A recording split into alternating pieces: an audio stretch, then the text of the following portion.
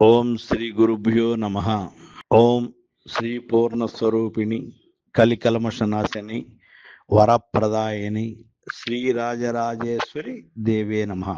స్వస్తి శ్రీ చంద్రమాన శ్రీ విశ్వవసునామ సంవత్సర చైత్ర బహుళ ద్వాదశి తాత్కాల్ త్రయోదశి ది 25/4/2025 శుక్రవారం. చంద్రుడికి అతి సమీపంలో శని శుక్ర గ్రహాల సంచారం కారణంగా కుటుంబంలో మగపిల్లలకు శుభయోగప్రదంగా ఉంటుంది.